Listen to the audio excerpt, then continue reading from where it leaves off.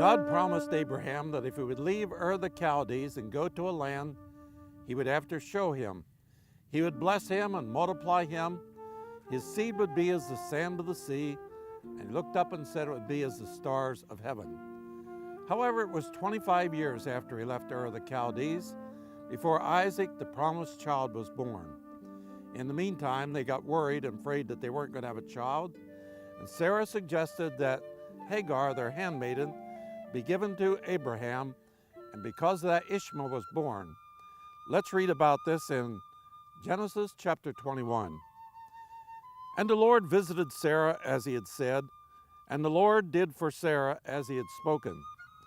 For Sarah conceived and bore Abraham a son in his old age, at the set time of which God had spoken to him. And Abraham called the name of his son, who was born to him, whom Sarah bore to him, Isaac. Then Abraham circumcised his son Isaac when he was 8 days old, as God had commanded him. Now Abraham was 100 years old when his son Isaac was born to him. And Sarah said, God has made me laugh, and all who hear will laugh with me. She also said, who would have said to Abraham and Sarah would nurse children? For I have borne him a son in his old age. So the child grew and was weaned, and Abraham made a great feast on the same day that Isaac was weaned. And Sarah saw the son of Hagar the Egyptian, whom she had borne to Abraham, scoffing. Therefore she said to Abraham, cast out this bondwoman with her son, for the son of this bondwoman shall not be heir with my son, namely with Isaac. And the matter was very displeasing to Abraham's sight because of his son. But God said to Abraham, do not let it be displeasing in your sight because of the lad or because of your bondwoman. Whatever Sarah has said to you, listen to her voice, for in Isaac shall your seed be called. Yet I will also make a nation the son of the bondwoman, because he is your seed. So God fulfilled his promise in giving Abraham a son through Sarah his wife, and they called his name Isaac, and Isaac is to be the promised child.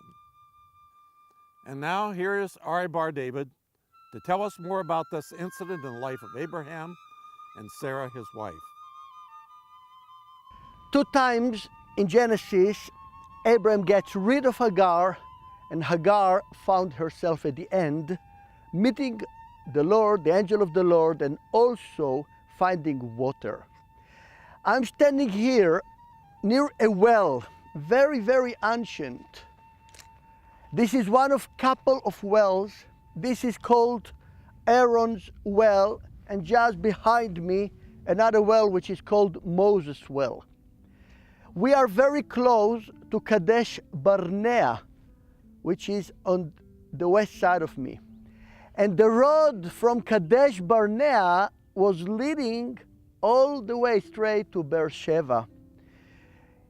We read that she ran away from her mistress. Now Hagar was originally Egyptian, so she knew if she's running, she will try to run back to Egypt, to the place that she has a family that loves her. So first time she left Bersheba, and she was a little bit walking to the south, and she totally lost the way. She was found in the desert, totally alone. Now, we have to understand that she was not yet with a child. She was pregnant, it's right. That's why Sarah was so angry about the situation. Let's remember that Sarah asked Abraham to take her mistress and try to have a child from her. But the problem was that when Hagar felt the baby inside, she started feeling that she is superior on Sarah. And that's what made Sarah very angry. Later on, Sarah will be very angry when she will have a small baby, and she will feel that Hagar is mocking her, that a woman so old is nursing a small baby. So you see, in both of these situations, Hagar was envy. Sarah was envy on Hagar. So the first time Hagar left and she went to the desert and she lost her way and the angel met her. The second time she was with a child, 13 years old, and she just went again on the road to Kadesh. The Bible says it. She didn't lose the way, but she didn't find water. And she wanted to get away from her son, not to see how the son is dying. I want to explain a little bit more. To have a well, to find a well in the desert, these waters are under the ground. They are on very high under level water. And the moment you dig well like this, you get a lot of water. So much water that, look, all these trees around me, all these tamarisk are just fed with the water of this well. And this is only one of two wells. These two wells are called Berotaim, which means double well. And the Bible mentions a place like this in Deuteronomy chapter 10 in verse 6. There it says that the children of Israel left and they moved. The children of Israel journeyed from the wells of Bene Yaakan, the wells, in Hebrew Berotaim, and there Aaron died and was buried. So there are some that believe that these wells are belonging to those two wells where Aaron died short time after this. So this is one part that I wanted to notice. I want another thing.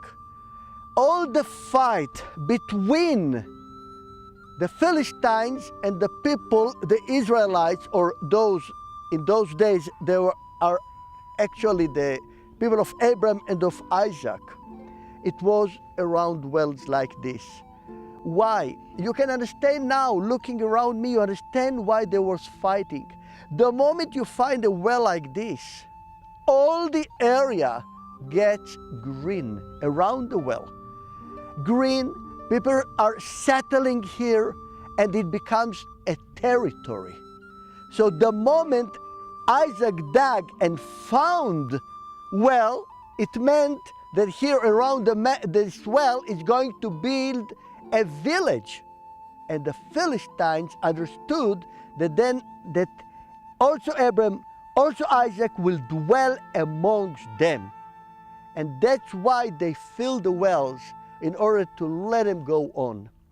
Now the question, was it the will of God that they will leave the Philistines? No doubt, yes. God didn't want not Abraham and not Isaac to dwell among the Philistines. He sent them far away to the area of Bersheba. This is where at the end they settled, built a city, and from there God continued to bless them.